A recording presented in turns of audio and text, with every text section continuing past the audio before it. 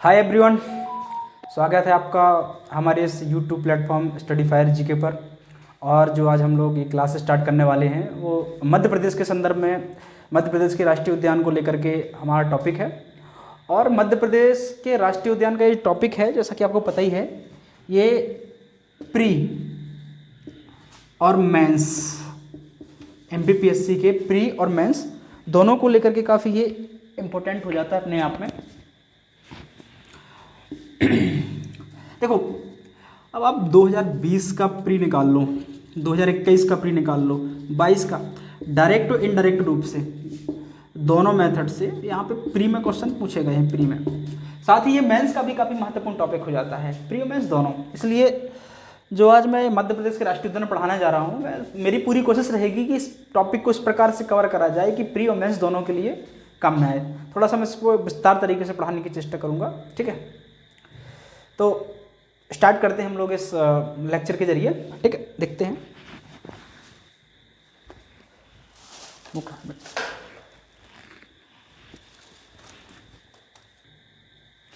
ठीक है।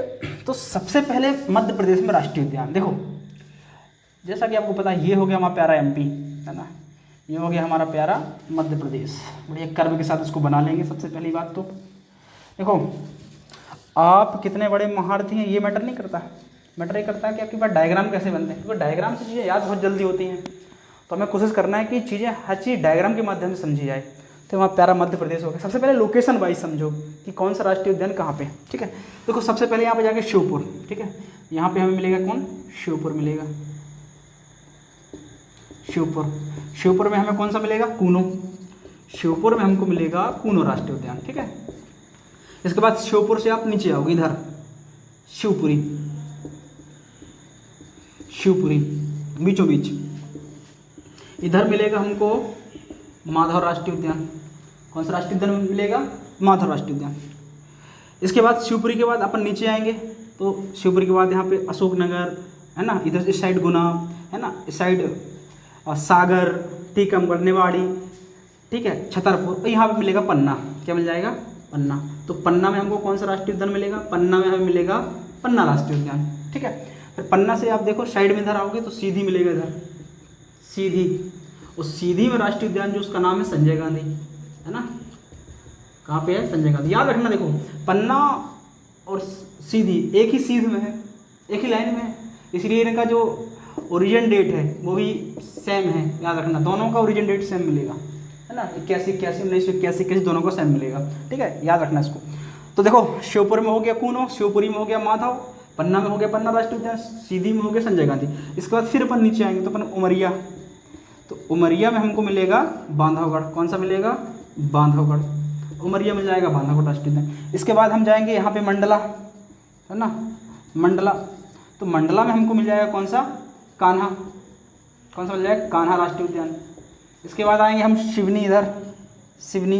तो सिवनी में मिल जाएगा हमको पेंच राष्ट्रीय उद्यान। अभी इसका नाम हो गया इंदिरा गांधी प्रियदर्शनी राष्ट्रीय उद्यान। तो सब नॉर्मल चीज़ आपको पता है, ठीक है। तो उमरिया में कौन सा है, उमरिया में बांधवगढ़। मंडला में कौन सा है, कान्हा। सिवनी में कौन सा है, सिवनी में आपको मिल जाएगा पेंच राष्ट्रीय उद्यान। इसके बाद आएंगे अपन आगे जैसे अपन लोग खंडवा जाएंगे, इधर पे खंडवा मिल जाएगा ओंकारेश्वर। कौन सा मिल जाएगा, ओंकारेश्वर, ठीक है, ओंकारेश्वर मिल जाएगा। इसके बाद आएंगे ओंकारेश्वर के बाद इधर पे मिल जाएगा हमको धार। तो धार में हमको मिलेगा डायनासोर जीवाश्म। कौन सा मिलेगा, डायनासोर जीवाश्म। अब जीवाश्म से याद आया कि एक है जीवाश्म राष्ट्रीय उद्यान, ठीक है ना। जीवाश्म से याद आया अपन को एक जीवाश्म राष्ट्रीय उद्यान। तो अपन से मंडला के बगल में इधर पे डिंडोरी पड़ता है ना, और डिंडोरी में हमको मिलेगा जीवाश्म राष्ट्रीय उद्यान। कौन सा, जीवाश्म राष्ट्रीय उद्यान। और याद रखना, इसी जीवाश्म राष्ट्रीय उद्यान को बोलते हैं फॉसिल नेशनल पार्क। क्या बोलते हैं, फॉसिल नेशनल पार्क, ठीक है, याद रखिएगा भाई। तो ये फॉसिल नेशनल पार्क है, वो है डायनासोर जीवाश्म राष्ट्रीय उद्यान हो गया। तो खंडवा हो गया। इसके बाद चलते पर लोग आगे, तो इधर पे भोपाल मिलेगा बीचों बीच। कौन मिलेगा, भोपाल में मिलेगा हमको कौन सा, वन विहार राष्ट्रीय उद्यान, ठीक है। भोपाल के बाद यहाँ पे हम लोग आएंगे तो मिलेगा अपन को नर्मदापुरम, जैसे होशंगाबाद के नाम से जानते हैं, नर्मदापुरम, ठीक है। तो नर्मदापुरम में हमको मिलेगा कौन सा, नर्मदापुरम में हमें मिलेगा बहुत ही फेमस सतपुड़ा। कौन सा मिल जाएगा, सतपुड़ा राष्ट्रीय उद्यान। अब गिन लो कितने हो गए भाई, 1 2 3 4 5 6 7 8 9 10 11 12। लेकिन हम आपको बता चुके हैं कि हमारे यहाँ अब नेशनल पार्क, देखो पहले 12 थे सहमत, लेकिन अब उसमें एक और ऐड हो गया भाई, है ना। तो अब कितने हो गए? 13। अब आप कहोगे सर कौन सा ऐड हुआ है, तो हमको पता ही नहीं, है ना। तो आपको पता है कि भैया कि हम 2005 से आपको पता है कि 2005 से एक प्रोजेक्ट चल रहा है, उसका नाम है कैन-बेतवा लिंक। ठीक है, इससे लिंक करना, दिमाग की बुद्धि खोल लो, है ना, जग जाओ सो रहे हो तो कैन-बेतवा लिंक याद रखना। तो कैन-बेतवा लिंक 2005 से स्टार्ट हुई। अब भाई कैन-बेतवा लिंक से सबसे ज़्यादा प्रभावित कौन हो रहा? पन्ना।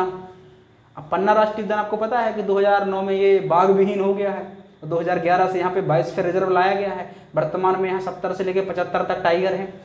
तो पन्ना राष्ट्रीय उद्यान जब कैन-बेतवा लिंक बनेगी तो पन्ना राष्ट्रीय उद्यान इसके डूब क्षेत्र में आएगा। मतलब यहाँ के वन्य जीव, यहाँ की वाइल्ड लाइफ को बहुत ज़्यादा ज़बरदस्त तरीके का नुकसान होने वाला है। तो गवर्नमेंट प्लान कर रही है विस्थापन का कि देखो पन्ना टाइगर रिजर्व में मुआवजा तो बढ़ रहा है, किसका बढ़ रहा है?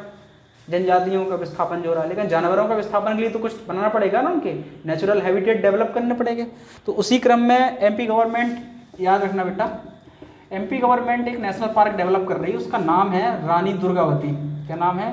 रानी दुर्गावती राष्ट्रीय उद्यान। अब मजे की बात यह है कि 2023 में इसको नेशनल पार्क बनाया गया और 2023 में ही इसको, है ना, पीटी का दर्जा दे दिया गया। पीटी बोले तो प्रोजेक्ट टाइगर। तो 2023 से टाइगर रिजर्व भी हो गया ये और नेशनल पार्क भी बन गया है। लेकिन रानी दुर्गावती जो है वो काफ़ी वाइड एरिया में फैला हुआ है, याद रखना। अब देखा जाए तो क्षेत्रफल की दृष्टि से भी सबसे बड़ा राष्ट्रीय उद्यान रानी दुर्गावती हो गया है। अपन इससे पहले पढ़ा करते थे कौन? अपन पढ़ते थे कान्हा-किसली 940.947 वर्ग किलोमीटर। अब वो चेंज हो गया बेटा, अब ये रानी दुर्गावती हो गया है। इसका जो पूरा क्षेत्र है, कोर जोन, बफर जोन सब मिलाकर के 1400 से ज़्यादा है। ठीक है, तो सबसे बड़ा भी रानी दुर्गावती हो गया है। ठीक है, ये बेटा आपका दमोह में फैला हुआ है ना, ये आपका सागर की सीमा में फैला हुआ है, याद रखना, और आपका नरसिंहपुर की सीमा में भी लगता है कुछ। तो ये 3 जिलों में फैला हुआ, काफ़ी बड़ा है ये रानी दुर्गावती राष्ट्रीय उद्यान। ठीक है, तो आप इस तरीके से आपको पता चल गया सर कि 12 + 1 13, वर्तमान में कितने नेशनल पार्क हो गए हैं? 13 नेशनल पार्क हो गए हैं भाई। हमने सबके नाम बता दिए। देखो सबसे नॉर्थ से स्टार्ट करो एकदम, है ना, लोकेशन वाइज। शिवपुर में कूनो, शिवपुरी में माधव राष्ट्रीय उद्यान, ठीक है, पन्ना में पन्ना राष्ट्रीय उद्यान, सीधी में संजय गांधी, इसको डुबरी भी बोलते हैं आप लोग, ठीक है, संजय गांधी राष्ट्रीय उद्यान। इसके बाद उमरिया में आओगे तो मिल जाएगा बांधवगढ़। कौन सा मिल जाएगा? बांधवगढ़।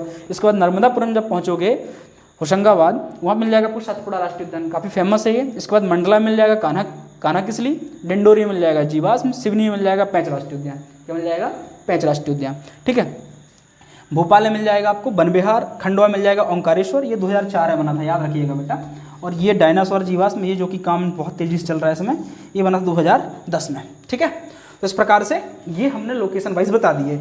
और आपको ये याद रखना, एक फैक्ट ये याद रखना है कि भाई एमपी का सबसे बड़ा नेशनल पार्क कौन है? By area. तो बाई एरिया आपको मिल जाएगा रानी दुर्गावती।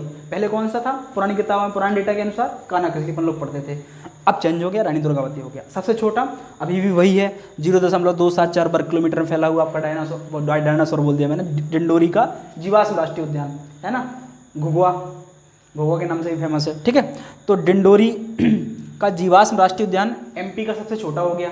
ठीक है, और जो आपका ये रानी दुर्गावती राष्ट्रीय उद्यान है, ये वाई एरिया सबसे बड़ा हो गया, याद रखिएगा। ठीक है, तो इसको अब मिटाते हैं, और मिटाने के बाद अब हम लोग थोड़ा सा डिटेलिंग पढ़ते हैं इसकी। ठीक है ना, तो डिटेलिंग थोड़ा सा पढ़ते हैं। अगर एक पर्टिकुलर राष्ट्रीय उद्यान के बारे में उसने क्वेश्चन पूछ लिया, है ना, अगर उसने ऐसे पूछ लिया कि भाई 7 नंबर में पूछ लिया उसने, 60 वर्ड में भी उसने क्वेश्चन पूछ लिया कि कान्हा-किसली राष्ट्रीय उद्यान पर टिप्पणी करें, तो आपके पास डेटा तो होना चाहिए ना, फैक्ट्स तो होने चाहिए। क्योंकि आपको पता है एमपीपीएससी जो एग्जाम है बेसिकली फैक्ट का एग्जाम है। आपके पास फैक्ट हैं, कुछ थ्योरीज हैं, तो आपका काम बन जाएगा, है ना, याद रखिएगा।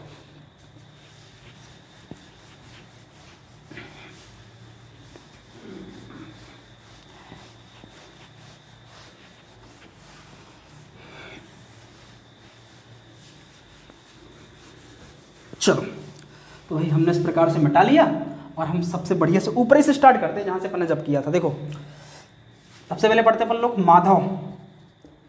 अब बोर्ड में मेरे ख्याल से दिख रहा, अच्छा कि नहीं दिख रहा? क्यों भाई, दिख रहा कि नहीं दिख रहा बोर्ड में? ये दिख रहा ना? चलो ब्लैक ही का यूज़ करता हूँ, आप लोग बोल रहे थे। ठीक है, माधव राष्ट्रीय उद्यान, माधव नाम से स्पष्ट हो गया। माधव मतलब ये बेसिकली माधवराव सिंधिया के ऊपर है। ठीक है ना, किसके ऊपर है? माधवराव सिंधिया के ऊपर बना है। ठीक है ना, इसका नामकरण जो है माधवराव सिंधिया के ऊपर किया गया। ठीक है, तो माधव राष्ट्रीय उद्यान कहाँ पे है भाई? लोकेशन वाइज याद आ जाएगा आपको मैप के थ्रू। कहाँ पे है? शिवपुरी डिस्ट्रिक्ट में है। एक तो बढ़िया पॉइंट है, कुछ पॉइंट आपको याद होना चाहिए। देखो सबसे पहले पॉइंट तो आपको होना चाहिए इसकी स्थापना का। भाई स्थापना कब हुई, है ना? इसका क्षेत्रफल पता हो तो, है ना? अब पीटीआर चल रहा हो तो वो पीटीआर बता दो कि पीटीआर चल रहा कि नहीं चल रहा। अब चूंकि इसमें पीटीआर तो है नहीं है तो ये पॉइंट खत्म हो गया। भाई प्रोजेक्ट टाइगर तो है नहीं है। स्थापना देख लेते हैं, स्थापना इसकी हुई है 1958 में। कब हुई है? 1958 में। ठीक है, क्षेत्रफल इसका जो है मिलता है वो मिलता है 345 वर्ग किलोमीटर मिलता है भाई। ठीक है, अब सबसे ज़्यादा पूछा जाने वाले क्वेश्चन, इसकी विशेषताएं क्या है? ठीक है, विशेषताएं, इसकी स्पेशलिटीज़ क्या है? तो विशेषताओं में देखो थोड़ा सा क्या क्या है। तो विशेषताओं में आप पॉइंट डालोगे तो आपको पता है ना, NH44 इधर से ही आता है। ठीक है, इसमें ही सही NH3 था, NH3 का नाम बदल के क्या कर दिया गया? NH44 कर दिया गया है। अब NH44 कहाँ से गुजर रहा है? इसी माधव के बीच से गुजर रहा है, याद रखिएगा। इसके अलावा यहाँ पे आपको मिल जाएगा, देखो शंख सागर झील मिल जाएगी इसके अंदर। कौन सी झील मिल जाएगी? शंख सागर झील मिल जाएगी। आप देखोगे तो आपको भदैया कुंड मिल जाएगा। यहाँ पे क्या क्या देखने को मिल जाएगा? भदैया कुंड मिल जाएगा। आपको बेटा मिल जाएगा यहाँ पे देखने के लिए सुल्तानगढ़ जलप्रपात। याद रखना, सुल्तानगढ़ जलप्रपात कहाँ पर है बेटा? इसी के कोर जोन में आता है वो। तो NH44 से यहीं से गुजरता है। शंख सागर झील यहीं पे, भदैया कुंड है, सुल्तानगढ़ जलप्रपात है। ठीक है ना, इसके अलावा मोस्ट इंपॉर्टेंट जॉर्ज कैसल भवन। कौन सा भवन? जॉर्ज कैसल भवन। तो जॉर्ज कैसल भवन भी कहाँ पर है? जॉर्ज कैसल भवन भी आपको यहीं पे देखने को मिलेगा। तो स्पेशलिटीज में आप क्या डाल दोगे? NH44 यहीं पे, शंख सागर झील यहीं पे, भदैया कुंड यहीं पे है, सुल्तानगढ़ जलप्रपात यहीं पे है, जॉर्ज कैसल भवन भी यहीं पर है। तो ये सारी चीज़ें कहाँ पे मिल जाएंगी आपको देखने को? यहीं मिल जाएंगी। याद रखेंगे इतना, आगे बढ़े, बहुत बढ़िया। ठीक है, तो इतनी बात आपको ध्यान रखना है। तो विशेषताएं हो गई हैं। अब एक इम्पोर्टेंट जो किसी किताब में नहीं मिलेगा, याद रखना, आपको पता होगा अकबर ने एक अभियान किया था, चंदेरी का अभियान। याद है, हिस्ट्री में पढ़ा, अकबर ने एक चंदेरी अभियान किया था। तो भैया अकबर चंदेरी से विजयी अभियान करके लौट रहा था। तो लौटेगा तो कौन से रूट से लौटेगा? चंदेरी, अशोकनगर और शिवपुरी से होते हुए, मुरैना भिंड से होते हुए, आगरा से होते हुए कहाँ निकल जाएगा? दिल्ली निकल जाएगा। रूट तो यही था मेडाइवल पीरियड में भाई, मुगलों का। तो माना जाता है, ऐसा उल्लेख मिलता है उसमें अकबरनामा नामक बुक में। आपको पता ही अकबरनामा में एक उल्लेख मिलता है कि जिस समय अकबर चंदेरी अभियान करके यहाँ से लौट रहा था तो शिवपुरी के जंगल से गुजरा, बोले तो माधव राष्ट्रीय उद्यान से गुजरा। तो उसने अपने सेना की क्षमता को बढ़ाने के लिए यहाँ से हाथियों के एक झुंड को पकड़ा था। किसको पकड़ा था? हाथियों के झुंड को। तो याद रखना, आपसे पूछा जाएगा अकबर ने हाथियों का झुंड मध्य प्रदेश के कौन से राष्ट्रीय उद्यान से पकड़ा था? या अपने माधव राष्ट्रीय उद्यान से पकड़ा था। याद रखेंगे, कोई दिक्कत? क्लियर? बहुत बढ़िया, बहुत होशियार हो यार तुम लोग, सब बनता तुम लोगों से, है ना? अब पेशेंस बनाए रखो। देखो तैयारी ऐसे ही करो कि मज़ा आ जाए। देखो बहुत सारे लोग आएंगे आपको वर्ग लाने वाले, लेकिन यदि आपने ठान लिया कि मुझे भाई ये चीज़ करनी है तो करनी है, तो अब फिर आपको कोई नहीं रोक सकता, है ना? तो अच्छे राइट वे डायरेक्शन में आप करिए। बहुत सारा कंटेंट आपके पास वैसे ऑलरेडी उपलब्ध है ना, तो सही कंटेंट चूज़ करिए और ये पढ़ते रहिए। जो भी डाउट हो तो कमेंट बॉक्स में डाल दिया करें, कोई दिक्कत नहीं है। जितना भी समय मिलेगा तो हमारी टीम पूरी कोशिश करेगी आपके जो भी यथोचित प्रश्न रहेंगे उनका जवाब देने के लिए। ठीक है, तो याद रखिएगा, क्या याद रखना है भाई? आपको याद रखना है कि सर अकबर ने यहाँ से हाथियों का झुंड पकड़ा था। एक पॉइंट और, अब माधव नाम पड़ा, इसकी भी कहानी है। इसकी कहानी ये है कि एक्चुअल में ये सिंधिया राजवंश की, आपका जो ये माधव राष्ट्रीय उद्यान है बेटा, ये सिंधिया राजवंश का एक तो ऐसा कह सकते हैं ग्रीष्मकालीन। आपको ये पता है कि सबसे औसतन ठंडा जिला माना जाता है शिवपुरी को, ठंडा एरिया है, औसतन ठंडा माना जाता है इसको। तो ग्रीष्मकालीन राजधानी भी हुआ करता था ये, है ना, शिवपुरी। तो सिंधिया राजघराना क्या करता था, गर्मियों की छुट्टी बिताने के लिए कहाँ जाता था? यहीं पे आ जाता था। ठीक है, तो काफ़ी भावना जुड़ी है सिंधिया राज परिवार की इससे, तो ये भी काफ़ी महत्वपूर्ण हो जाता है। ठीक है, चल तो माधव समझ गए ना? माधव स्थापना 58 में, 345 वर्ग किलोमीटर इसका क्षेत्रफल है। पीटीआर तो है नहीं यहाँ पे, प्रोजेक्ट टाइगर तो है नहीं। विशेषताएं NH44 है, शंख सागर झील है, भदैया कुंड है, सुल्तानगढ़ जलप्रपात है, जॉर्ज कैसल भवन है। ठीक है, और सिंधियाओं की ग्रीष्मकालीन राजधानी रहा है। इसके अलावा अकबर ने यहाँ से हाथियों का झुंड पकड़ा था। ये भी कुछ फैक्ट हो गए हैं, तो याद रखिएगा। ठीक है, चलो नेक्स्ट। बहुत बढ़िया, चलो इसके बाद देखो सीधे सीक्वेंस से चलना अपन को, ठीक है। इसके बाद चलते हैं अपन लोग पन्ना, पन्ना पन्ना राष्ट्रीय उद्यान, पन्ना राष्ट्रीय उद्यान, पन्ना नेशनल पार्क बहुत इंपॉर्टेंट है भाई, बस पॉइंट वही है, अपने की पॉइंट पिक करके रखो। स्थापना, क्षेत्रफल, अगर किसी में पीटीआर है तो पीटीआर देख लो, पीटीआर का फुल फॉर्म है प्रोजेक्ट टाइगर रिजर्व। तो स्थापना आपको पता है 1981 में है, क्षेत्रफल है 542 और पॉइंट में आता है तो अपन अप्रोक्सीमेट लिखें तो 543 वर्ग किलोमीटर इसका क्षेत्रफल मान लेते हैं, ठीक है। तो 1981 में इसकी स्थापना हो गई, 543 वर्ग किलोमीटर का क्षेत्रफल, प्रोजेक्ट टाइगर। सबसे ज़्यादा पूछा नंबर क्वेश्चन 1994 है ना, 1994 में इसको क्या घोषित किया गया, प्रोजेक्ट टाइगर। याद रखना भैया, पन्ना राष्ट्रीय उद्यान टाइगर के लिए फेमस, सब कुछ चल रहा, प्रोजेक्ट टाइगर हम लोग चला रहे हैं 1994 से। भैया 2010 में हो गया बाघ विहीन, बाघ ही नहीं बचे। अब प्रियतम है, ऐसी घटना कहीं नहीं मिलेगी, वो पन्ना प्रोजेक्ट टाइगर 94 में, और 2010 में एक भी प्रोजेक्ट टाइगर नहीं बचा, बाघ विहीन हो गया।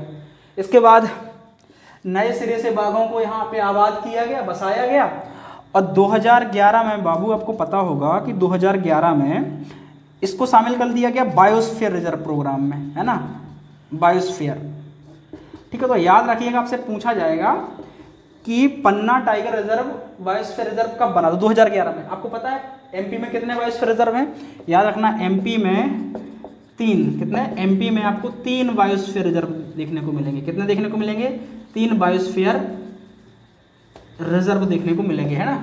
जैसे एक तो मिलेगा आपको अचान कमार, कौन सा मिलेगा, अचान कमार अमरकंटक। दूसरा आपको कहाँ कौन सा मिलेगा, दूसरा आपको मिलेगा पचमढ़ी, कौन सा मिलेगा, पचमढ़ी। तीसरा आपको कौन सा मिलेगा, तीसरा आपको मिलेगा पन्ना। ये 3 आपको मिलेंगे, ठीक है।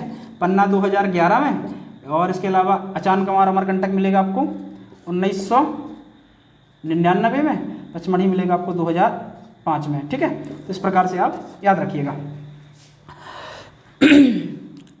तो स्थापना 1981 हो गई इसकी, क्षेत्रफल 543 वर्ग किलोमीटर हो गया, प्रोजेक्ट टाइगर रिजर्व में 90 है ना, 1994 इसको शामिल किया गया, 2010 में बाघ विहीन हो गया, 2011 में नए सिरे से पन्ना बाघों को आबाद किया, बायोस्फीयर रिजर्व प्रोग्राम के तहत पन्ना को शामिल कर लिया, पन्ना टाइगर रिजर्व को।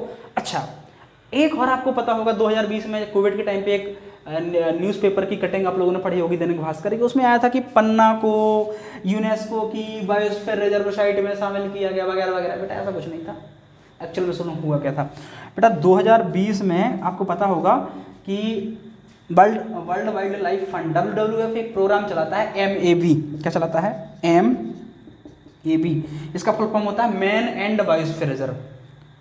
तो 2020 में पन्ना को 2020 में पन्ना नेशनल पार्क को काय में शामिल कर लिया गया है, MAB, है ना, वर्ल्ड वाइल्ड लाइफ फंड का एक स्कीम चलता है, स्कीम का नाम है मैन एंड बायोस्फीयर रिजर्व। तो इसको काय में शामिल कर लिया गया है, man and biosphere reserve programme में शामिल कर लिया गया। तो ये याद रखना है आपको। तो मोटी मोटी चीज़ें देखो, आपको डेट्स वाली याद हो गई। 81 में स्थापना, 543 वर्ग किलोमीटर क्षेत्रफल, 94 में प्रोजेक्ट टाइगर आया, 2010 में बाघ विहीन हो गया, 11 में बायोस्फीयर रिजर्व बना दिया, और 2020 में काय में शामिल कर दिया गया, MAB प्रोग्राम में, man and biosphere reserve programme में इसको शामिल कर दिया गया। अब विशेषताएं देख लो, कुछ स्पेशलिटीज़ क्या हैं इसकी, विशेषताएं क्या हैं, विशेषताएं। अब विशेषताएं यदि आप देखोगे, सबसे पहले देखो भैया साहब यहाँ पे टुइयां तोता, कौन सा भाई, कौन सा तोता पाया जाता है यहाँ पे, टुइयां तोता पाया जाता है भाई यहाँ पे। याद रखना यहाँ पे लाल गिद्ध, लाल गिद्ध रखो, राज गिद्ध बोलो उसको, राज गिद्ध पाया जाता है, क्या पाया जाता है, राज गिद्ध। रेड वल्चर पाया जाता है पे। अच्छा, राज गिद्ध की पहचान क्या होती है, उसकी गर्दन होती है ना पूरी, वो आपको रेड रेड दिखेगी, लगेगा जैसे है ना ये कहीं ना कहीं गिर गया हो, कहीं छिल गया हो, ऐसा लगेगा वो, है ना, तो छिला हुआ लगता है बिल्कुल एकदम, राजगिद्ध है ना। तो राजगिद्ध यहाँ पे पाया जाता है। अभी आपको पता है रिसेंटली बाघ गणना हुई है, उसमें भी सबसे ज़्यादा जो राजगिद्ध पाए गए हैं वो कौन से नेशनल पार्क में पाए गए हैं, वो राज्य में सबसे ज़्यादा गिद्ध पाए जाते हैं MP में, और MP में भी सबसे ज़्यादा नेशनल पार्क में कौन से नेशनल पार्क में गिद्ध पाए जा रहे हैं, पन्ना में। तो पन्ना नेशनल पार्क एक गिद्ध नेशनल पार्क भी कहा जा सकता है, ठीक है। तो राजगिद्ध पाए जाते हैं यहाँ पे। इसके अलावा आपको पता है गंगाऊ, यहाँ पे गंगाऊ अभ्यारण्य है यहाँ पे, है ना, गंगाऊ अभ्यारण्य है, ठीक है। इसके अलावा आपको पता है यहाँ पे पांडव फॉल, आपको इसी के अंदर, इसी राष्ट्रीय उद्यान के अंदर आपको पांडव फॉल देखने को मिल जाएगा, ठीक है। आपको इसी की सीमा मिल जाएगा रनेह जलप्रपात, इसी के बॉर्डर पे मिलता है रनेह जलप्रपात, है ना। हालांकि याद रखना रनेह जलप्रपात को ये छतरपुर में आता है, राजनगर तहसील के अंतर्गत आता है। किस में आता है, राजनगर तहसील के अंदर छतरपुर में आता है। लेकिन पांडव फॉल ये पन्ना में आएगा, गंगाऊ अभ्यारण्य यहीं पे आएगा। राजगिद्ध के लिए फेमस है, टुइयां तोता पाया जाता है। याद रखना 2017 में, सबसे इम्पोर्टेंट, 2017 में इसको अवार्ड ऑफ एक्सीलेंस, कौन सा अवार्ड ऑफ एक्सीलेंस मिला है इस पन्ना को, ठीक है ना। अब आपसे पूछ लेगा सबसे, है ना। अब चूंकि ये खजुराहो जो यूनेस्को की WHS है, वर्ल्ड हेरिटेज साइट है, और पन्ना टाइगर रिजर्व बहुत पास में होने के कारण ये टूरिज्म का एक हब भी बनता जा रहा है। यहाँ पे टूरिज्म बहुत डेवलप हो रहा है। आपको पता है पन्ना राष्ट्रीय उद्यान में ही, पन्ना राष्ट्रीय उद्यान में, याद रखना बेटा, पन्ना राष्ट्रीय उद्यान में, पन्ना राष्ट्रीय उद्यान में, पन्ना नेशनल पार्क में एक गांव स्थित है, मड़ला। कौन सा गांव स्थित है? मड़ला गांव। ये मड़ला गांव इसलिए फेमस है क्योंकि इसको बेस्ट, MP गवर्नमेंट ने बेस्ट टूरिज्म अवार्ड या बेस्ट टूरिज्म विलेज अवार्ड जो है वो कौन से गांव को मिला है? पन्ना नेशनल पार्क के अंदर स्थित एक गांव जो कि केन नदी के एकदम बिल्कुल बैंक में स्थित है, केन नदी के बैंक में स्थित या केन नदी के तट पे स्थित है ना। पन्ना नेशनल पार्क में केन नदी के तट पर स्थित जो गांव है मड़ला गांव, इस मड़ला गांव को MP गवर्नमेंट ने बेस्ट टूरिज्म विलेज अवार्ड का भी इसको, या बेस्ट टूरिज्म विलेज अवार्ड से भी इसको सम्मानित किया गया। तो याद रखिएगा ये भी पॉइंट, ठीक है, मोटे तौर पर। तो भाई ये कुछ इसकी खूबियां हैं जो आपको याद रखना है, ठीक है। इसके अलावा आपको पता है वो तेंदुपत्ता यहाँ पे बहुत होता है, सागौन के वृक्ष बहुत पाए जाते हैं, आंवले के वृक्ष सबसे ज़्यादा पाए जाते हैं। तो पन्ना जिले को क्या बोला जाता है? आंवला जिला पाया जाता है। तो ये सब राष्ट्रीय उद्यान के अंतर्गत ही होता है ना। वन उत्पाद यहाँ पे काफ़ी मिलते हैं, ठीक है। और बाघ यहाँ पे पाए जाते हैं। बाघ के अलावा यहाँ पे बाघ तो आए दिन आपको चाहे जहाँ मिल जाएंगे यहाँ पे, ठीक है। तो काफ़ी ये अपने आप में इंपॉर्टेंट हो जाता है। तो याद रखिए कुछ इसकी स्पेशलिटीज़ भी हमने आपको बता दी हैं, ठीक है। चलते आगे, चलो नेक्स्ट रहेगा संजय गांधी। कौन सा रहेगा? संजय गांधी राष्ट्रीय उद्यान, ठीक है। नेक्स्ट कौन सा रहेगा? संजय गांधी राष्ट्रीय उद्यान, ठीक है। देखो संजय गांधी राष्ट्रीय उद्यान आपको पता है कहाँ पर है? ये सीधी में है। कौन जिले में है? सीधी। इसलिए हमें तो सीधी ही मिल जाएगा आपको। इसकी स्थापना देखो, स्थापना 1981 में मिल जाएगा, है ना। याद रखना कब मिल जाएगा? स्थापना 1981 में, ठीक है। इसके बाद इसका क्षेत्रफल देखो, इसका क्षेत्रफल आपको मिलेगा 446 वर्ग किलोमीटर करीब फैला हुआ है। इसके अलावा इसका पुराना नाम आपको पता है? डुबरी। इसको कई लोग क्या बोलते हैं? डुबरी, है ना। अभ्यारण्य था पहले, तो डुबरी के नाम से भी इसको जाना जाता है ना। इसके अलावा स्थापना हो गया, क्षेत्रफल हो गया। इसके अलावा PTR देख लो इधर का, प्रोजेक्ट टाइगर रिजर्व में इसको कब शामिल किया गया? तो ये आपको मिल जाएगा 2008। कब शामिल किया गया इसको? 2008 में शामिल किया गया प्रोजेक्ट टाइगर में। अब फेमस का के लिए प्रसिद्ध क्यों है ना। प्रसिद्ध है ये घड़ियाल, है ना। घड़ियाल यहाँ पे निकलती है कौन सी नदी? सोन, है ना। तो यहाँ पे सोन घड़ियाल, है ना। तो यहाँ पे सोन घड़ियाल बहुत पाई जाती है यहाँ पे। तो सोन घड़ियाल ये काफ़ी फेमस है। इसके पन्ना जैसे बताया था, पन्ना पाया जाता है। केन घड़ियाल, केन नदी पे घड़ियाल पाए जाते हैं। यहाँ पे सोन नदी निकलती है तो सोन नदी में घड़ियाल पाए जाते हैं। उधर अपन ऊपर जाएंगे चंबल, तो चंबल में भी घड़ियाल पाए जाते हैं। तो चंबल घड़ियाल, तो 3 प्रकार के घड़ियाल अभ्यारण्य भी आपको मिलेंगे। अपन अभ्यारण्य वाले टॉपिक में डिस्कस कर लेंगे, ठीक है। इसके बाद चलते हैं आगे। तो प्रसिद्धि हो गई इसकी काय के लिए? घड़ियाल, ठीक है, याद रखना। संजय गांधी के बाद नेक्स्ट चलते हैं अपन लोग, संजय गांधी के बाद नेक्स्ट चलते हैं हम लोग बांधवगढ़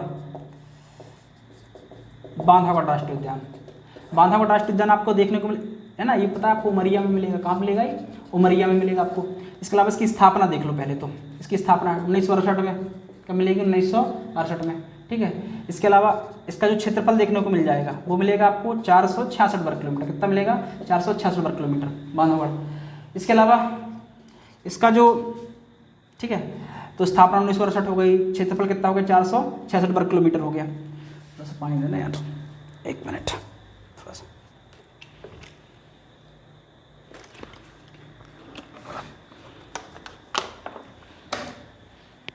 चलो तो देखो क्षेत्रफल।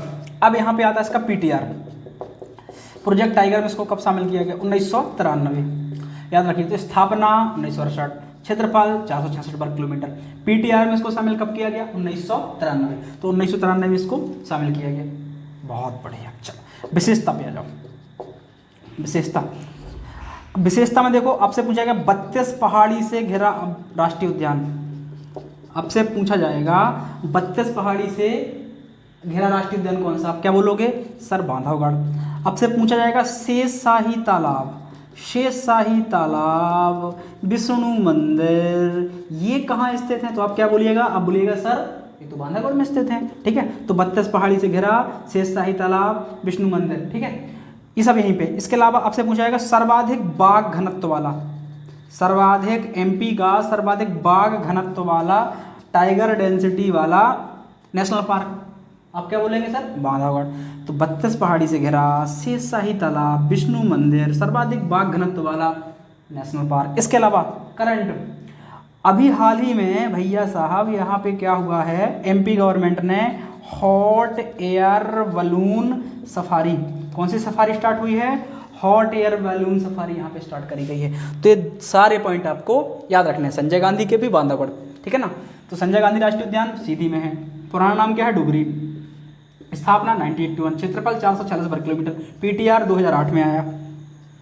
प्रसिद्धि काय के लिए इसकी घड़ियाल पाए जाते हैं यहाँ पे सोन नदी में, ठीक है। बांधवगढ़ राष्ट्रीय उद्यान उमरिया में, स्थापना 1968 में, क्षेत्रफल कितना है? 466 वर्ग किलोमीटर, पीटीआर में कब शामिल हुआ? 1993। विशेषता 32 पहाड़ी से घिरा, शेषशाही तालाब यहीं है, विष्णु मंदिर यहीं पर है, सर्वाधिक बाघ घनत्व यहीं पाया जाता है, हॉट एयर बलून सफारी हुई यहीं पर स्टार्ट करी गई थी, ठीक है। तो ये चीज़ें आपको याद रखनी है। इसके बाद चलते हैं अपन लोग आगे, ठीक है, ठीक है। चलते हैं नेक्स्ट आएगा अपना जीवाश्म राष्ट्रीय उद्यान। कौन सा आएगा? जीवाश्म राष्ट्रीय उद्यान, ठीक है। ये भैया आपको मिलेगा डिंडोरी में। कहाँ मिलेगा? डिंडोरी में। इसका एक नाम और है, कई लोग इसको फॉसिल राष्ट्रीय उद्यान ही बोल देते हैं भैया साहब, कई लोग इसको बोल देते हैं घोघवा राष्ट्रीय उद्यान। घोघवा राष्ट्रीय उद्यान बताते हैं क्यों बोलते हैं। पॉइंट में आओ, अपने पॉइंट में देखो तो सबसे पहले स्थापना देखो भाई, इसकी स्थापना देखोगे तो स्थापना इसमें आपको देखने को मिलेगी 1983, ऑफिशियल बेटा, कई किताब में अलग अलग दिया है ना, 1983 की स्थापना मिलेगी, ठीक है। इसके अलावा आपको पता है फॉसिल कौन सा राष्ट्रीय उद्यान है? जीवाश्म राष्ट्रीय उद्यान, जीवाश्म के लिए प्रसिद्ध है। याद रखना एमपी का सबसे छोटा राष्ट्रीय उद्यान कौन है? एमपी का सबसे छोटा राष्ट्रीय उद्यान यही है। क्षेत्रफल इसका कितना है? मात्र 0.274 वर्ग किलोमीटर इसका क्या है? क्षेत्रफल है, याद रखिएगा। अब एक स्थान है बेटा यहाँ पे बहुत फेमस, घोघवा।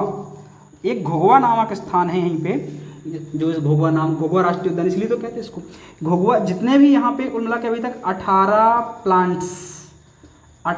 प्लांट्स फैमिली के यहाँ पे फॉसिल मिल चुके हैं। 18 पादप कुल के यहाँ पे क्या मिल चुके हैं? जीवाश्म मिल चुके हैं। वो सारे के सारे जीवाश्म मिल कहाँ से रहे हैं? घोघवा से मिल रहे हैं, इसलिए घोघवा नामक स्थल काफ़ी यहाँ पे फेमस है।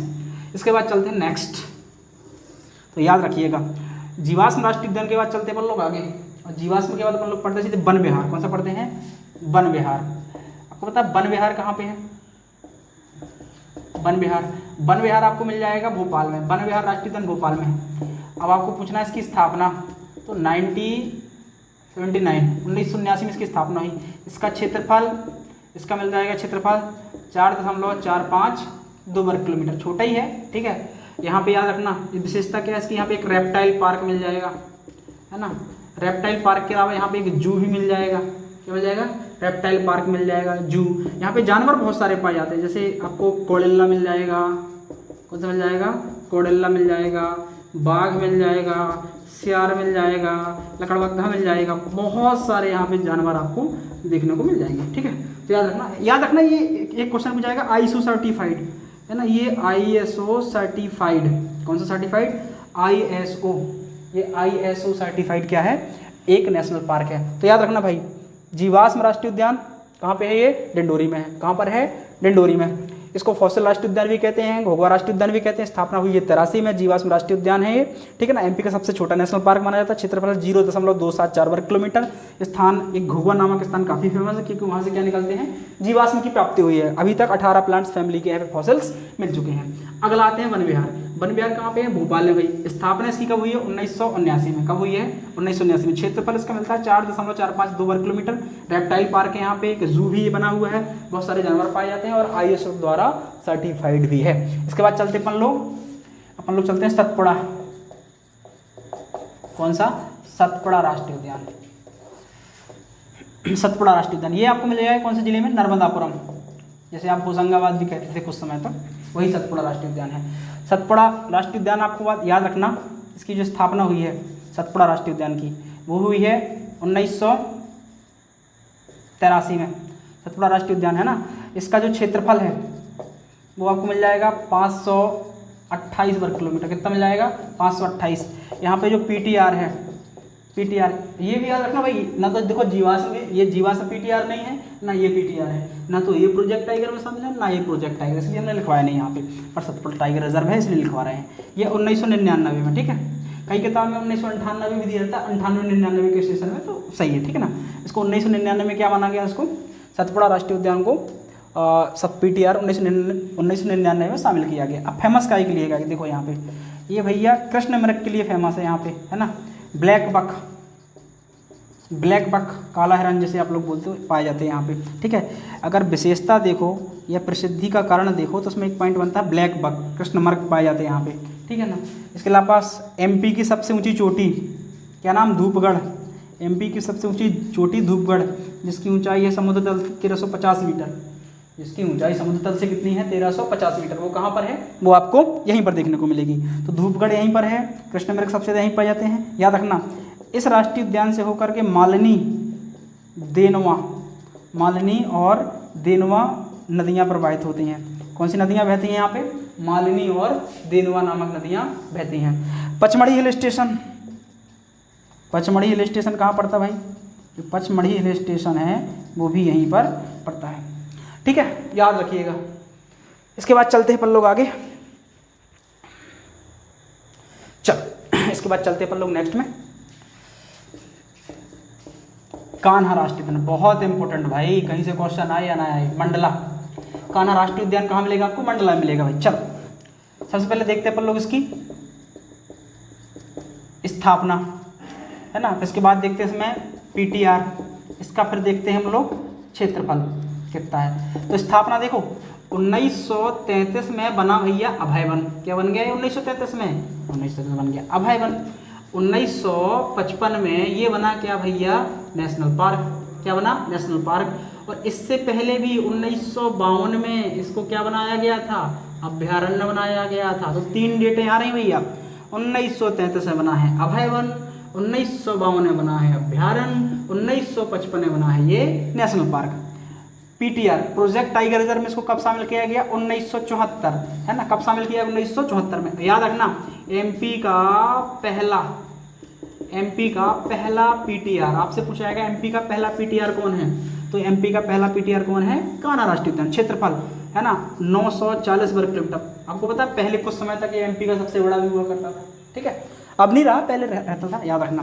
अब देख लो इसकी विशेषताएं क्या है भाई, कुछ है ना विशेषताएं। आपको पता है जंगल गलियारा, एक जंगल गलियारा परियोजना चल रही है। जंगल गलियारा परियोजना में 3 राष्ट्रीय उद्यान जोड़े जा रहे हैं, पन्ना, बांधवगढ़ का, उमरिया का बांधवगढ़ और साथ में कान्हा। तो 3 जगह पे कान्हा भी जंगल गलियारा में आ रहा है, ठीक है ना।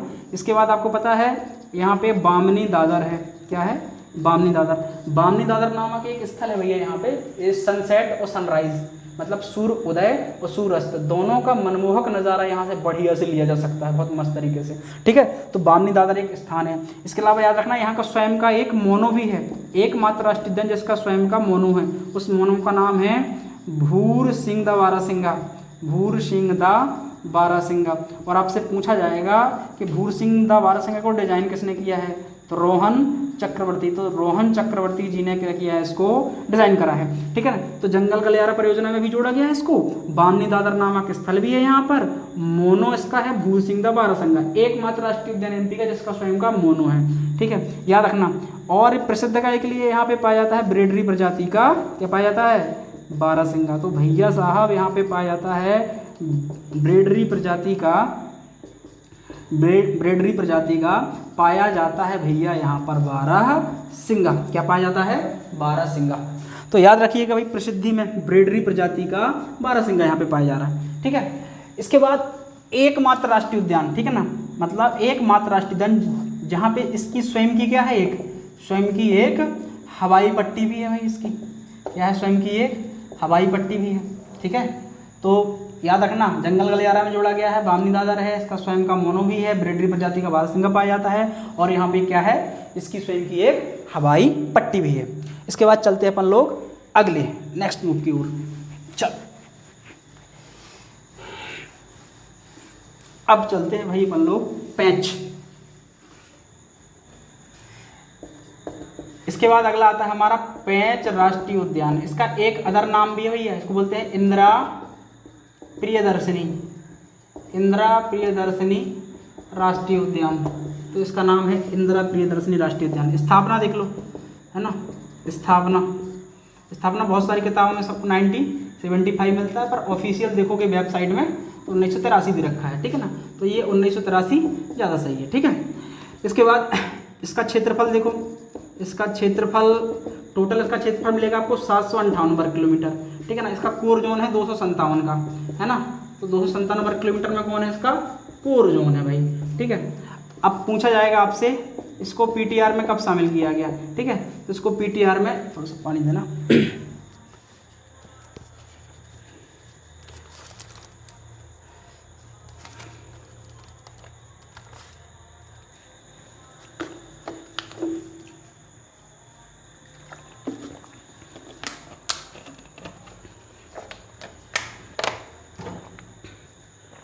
चलो इसके बाद चलते हैं अपन लोग पीटीआर में। तो ये आपको मिल जाएगा 1992-93। बहुत सारी किताबें 93 भी दिया हुआ है, पर 92-93 इसका सेशन माना जाता है, ठीक है, याद रखना। इसके बाद अब देखो ये फेमस काय के लिए है, ये फेमस देखो ये काय के लिए है, इसकी प्रसिद्धि क्या है। देखो आपको पता है NH-46 यहीं से होकर गुजरता, यहाँ पे है मोगली लैंड, क्या है, मोगली लैंड है। और मोगली लैंड आपको पता है एक बुक है द जंगल बुक, है ना। तो द जंगल बुक के रचयिता हैं कौन, इसके राइटर माने जाते हैं कौन, रुडयार्ड किपलिंग। कौन माने जाते हैं, रुडयार्ड किपलिंग। तो ये रुडयार्ड किपलिंग की मानी जाती है कर्म स्थली। तो याद रखना यहाँ पे मोगली लैंड भी है। यहाँ पे एक अभ्यारण्य बनाया गया है अभी नया, उसका नाम है कर्माझिरी अभ्यारण्य। क्या नाम है, कर्माझिरी अभ्यारण्य, है ना। तो NH-46 यहाँ से गुजरता है, मोगली लैंड है, कर्माझिरी अभ्यारण्य है यहाँ पे। अच्छा एक और है यहाँ पे साउंड प्रूफ, यहाँ पे एक साउंड प्रूफ, है ना, ओवर ब्रिज बनाया गया है। इस राष्ट्रीय उद्यान के अंदर एक साउंड प्रूफ ओवर ब्रिज बनाया गया। पूरे राष्ट्रीय उद्यान कम से कम 40 से 45 किलोमीटर के बीच में एक ओवर ब्रिज, नीचे से जानवर क्रॉस करते रहे, ऊपर से वाहन चलते रहे। और वाहन कितना भी शोर करेंगे उसमें ऐसे यंत्र लगाए गए हैं जो कि साउंड प्रूफ है। वाहनों द्वारा निकली गई ध्वनि जंगल में जाती नहीं, मतलब कहने का मतलब है जो इको सेंसिटिव जोन होने के कारण जो वाहनों द्वारा उत्पन्न ध्वनि है वो किसी प्रकार से जानवरों का जो नेचुरल हैबिटेट है उसको प्रभावित नहीं करती है, ठीक है। तो ये कुल मिलाकर के इसमें बहुत बढ़िया करा गया। तो NH-46 है, मोगली लैंड है, कर्माझिरी अभ्यारण्य हो गया, और साउंड प्रूफ भी है, ओवर ब्रिज बनाया गया इधर पे, याद रखिएगा। इसके अलावा यहाँ पे है ना, याद रखना यहाँ पे हिरण नदी यहाँ पे प्रवाहित होती है। कौन सी नदी प्रवाहित होती है, हिरण नदी इसमें यहाँ से प्रवाहित होती है। तो याद रखिएगा ये सारे पॉइंट्स हैं जो याद रखने आपको। स्थापना 1983 ऑफिशियल है ये। क्षेत्रफल आपको 758 वर्ग किलोमीटर मिलेगा, 257 वर्ग किलोमीटर इसका कोर जोन है, 92-93 इसका पीटीआर आया है। प्रसिद्ध NH-46 यहाँ से गुजरता है। मोगली लैंड यहीं पे बनाया गया है, Mowgli land the jungle book सुना होगा ना मोगली के बारे में आप लोगों ने। तो द जंगल बुक के राइटर जो रुडयार्ड किपलिंग, इसकी कर्मस्थली भी इसी को कहा जाता है। यहाँ पे कर्माझिरी अभ्यारण्य भी है, साउंड प्रूफ ओवर ब्रिज भी बनाया गया है, और यहाँ से कौन सी नदी प्रवाहित होती है, हिरण नदी। इसके बाद आते हैं कूनो राष्ट्रीय उद्यान। कूनो राष्ट्रीय उद्यान आपको पता है कहाँ पर है, ये श्योपुर में है। कहाँ पर है, श्योपुर में है। इसकी जो स्थापना है, मतलब ये जो राष्ट्रीय उद्यान के रूप में आया है वो 2018 में इसको क्या घोषित किया गया है, नेशनल पार्क बनाया गया है ना। याद रखना यहाँ पे 17 सितंबर 2022 को यहाँ पे कूनो में क्या छोड़े गए हैं, चीता, है ना। तो जो प्रोजेक्ट चीता है, प्रोजेक्ट चीता के तहत नामीबिया और साउथ अफ्रीका से लाए हुए यहाँ पे चीता छोड़े गए हैं। याद रखना इसका क्षेत्रफल जो है, इसका क्षेत्रफल है वो 700 से अधिक है, ठीक है ना। 700 वर्ग किलोमीटर से अधिक इसका क्षेत्रफल माना जाता है। तो याद रखना कूनो राष्ट्रीय उद्यान श्योपुर में है। स्थापना जो उसकी हुई है राष्ट्रीय उद्यान के रूप में वो 2000, इससे पहले अभ्यारण्य हुआ करता था। ये 2018 में अक्टूबर के महीना में इसको नेशनल पार्क का दर्जा दिया गया। कमलनाथ सरकार आई थी उस टाइम पे। तो 2022 में 17 सितंबर 2022 में यहाँ पे प्रोजेक्ट चीता के तहत, ठीक है ना, नरेंद्र मोदी ने स्वयं यहाँ पे आपको पता होगा साउथ अफ्रीका और नामीबिया से लाए गए चीतों को यहाँ पे छोड़ा था, और चीता के लिए ही काफ़ी फेमस है ये कूनो, ठीक है। इस प्रकार से हमारी जो चर्चा रही पूरी, लगभग हमने जहाँ से क्वेश्चन बन सकते थे सारे अपन ने आयाम कवर कर लिए हैं। और मुझे लगता है कि आप इस लेक्चर को बखूबी इसका आनंद ले पाएंगे, और इसको, है ना, ज़्यादा से ज़्यादा शेयर करिए। और आप जो भी आपके कमेंट्स हों, जो भी आपके डाउट्स हों, जो भी आपके प्रश्न हों, तो तो कमेंट बॉक्स में छोड़ दीजिए हमारे लिए, तो हम उसका आपको प्रॉपर जवाब देने का प्रयास करेंगे। आप लोगों का बहुत बहुत धन्यवाद, आप लोगों का बहुत बहुत आभार। Thank you.